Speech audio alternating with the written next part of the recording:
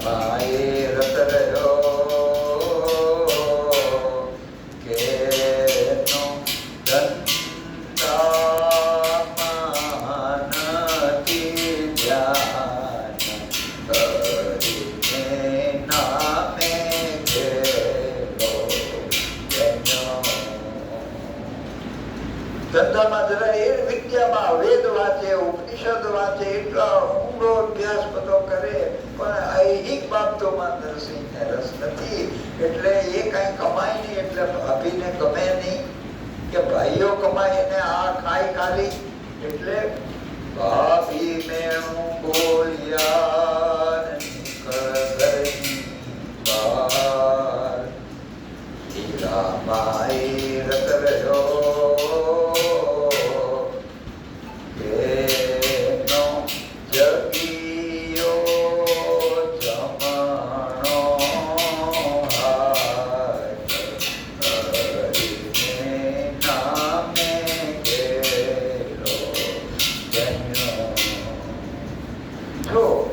નરસિંહની સફળતાનું કારણ એક આ છે કે જે વસ્તુ એમાં કેટલો તલ્લીન થઈ જાય છે ભગવાન એને જો પહેલા તો એ તળાજાથી 22 કિલોમીટર દૂર ગોપનાથજી દરિયા કિનારે શિવલિંગ છે અને ત્યાં જઈને આખરે આગળ છે શિવને આશરે જઈને કહે છે કે પ્રભુ મારું કોઈ નથી 7 દિવસ સુધી લિંગની પાસે શિવ આરાધના કરતો બેસી રહે છે ઉપવાસ સાત મે તે કર્યા તવરી જા મહાદેવ કમરની પેઠે લિંગ જ વિકસ્યું પ્રભુ પ્રગટ્યા તતકે કમળ જેમ એ પાંખડીઓ ઉગડે એમ લિંગ આખું ઉગડ્યું એમાંથી પ્રગટ શિવ સાક્ષાત પ્રસન્ન થયા છે ઊંડમાળા સર્પભૂષણ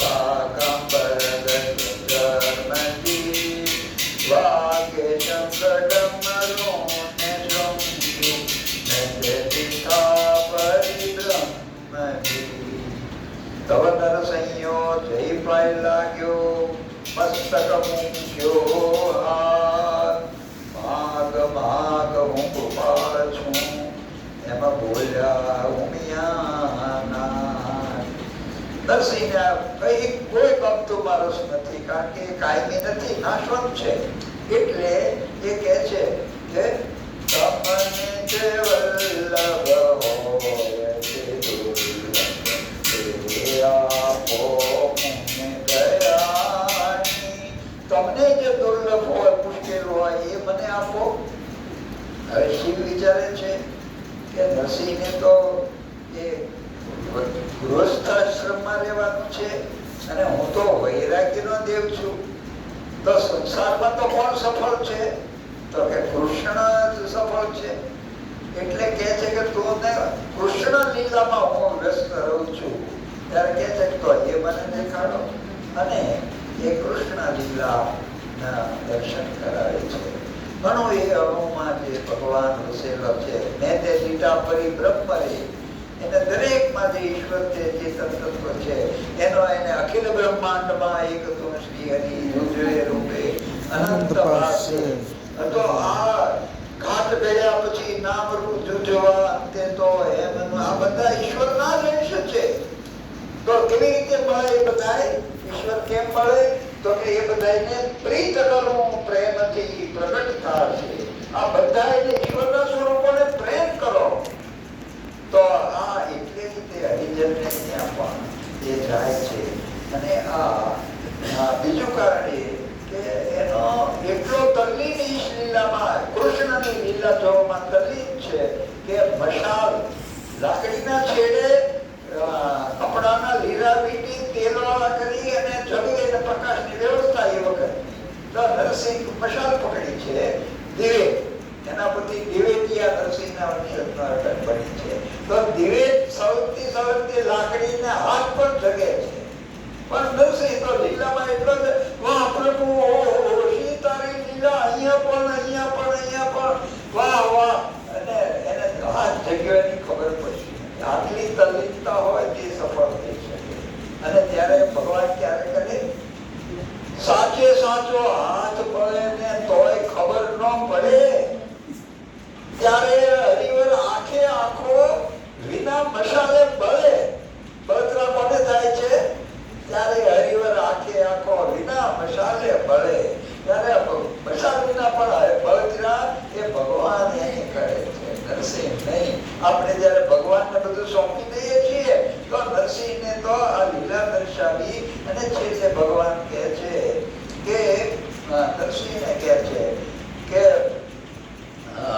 દુઃખ દેવા મને સંતાર દે, હું ધારી આવી મસ્તક ઉપર હાથ મૂકી કહે છે શ્રી ગોપાલ, દુઃખ વેળા સંતાર દે, હું ધારી આવી તત્કાળ.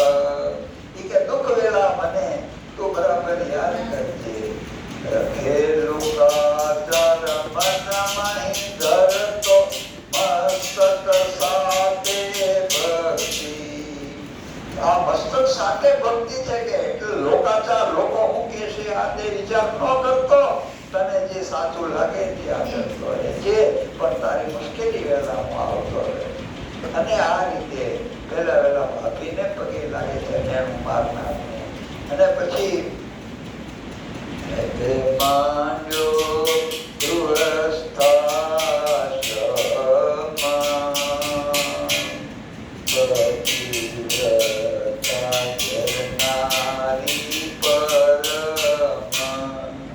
માણેકબાઈ બહુ પતિવ્રતા સાધ્વી જેવી સ્ત્રી છે. એવો સરસ ગૃહસ્થાશ્રમ ચાલે છે. ભગવાન બધા સુખ ગૃહસ્થને આપે છે.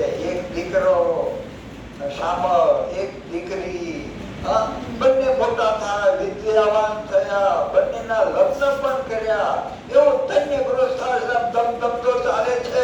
અને ત્યાં એકાએક કેવું ચિત્ર એકાએક બદલાઈ ગયું કે શું થયું? એકાએક તો કે રાત્રે સુતેલો શામળ સવારમાં જાગ્યો, ચીર નિદ્રામાં પડી ગયેલો. નરસિંહ ત્યારે ગાય છે, જો ભગવાનને જગાડવાના ઘણા પદો છે. પંખીવન બોલે છે, આમ થયું છે, તેમ થયું છે, જાગો ભગવાન. પણ અહીંયા જો આખું જુદું જ વર્ણન છે.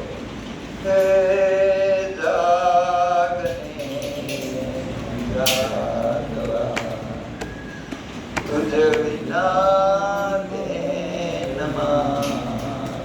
કોણ જાશે, કઢીયલ દૂધ દે કોણ પીશે.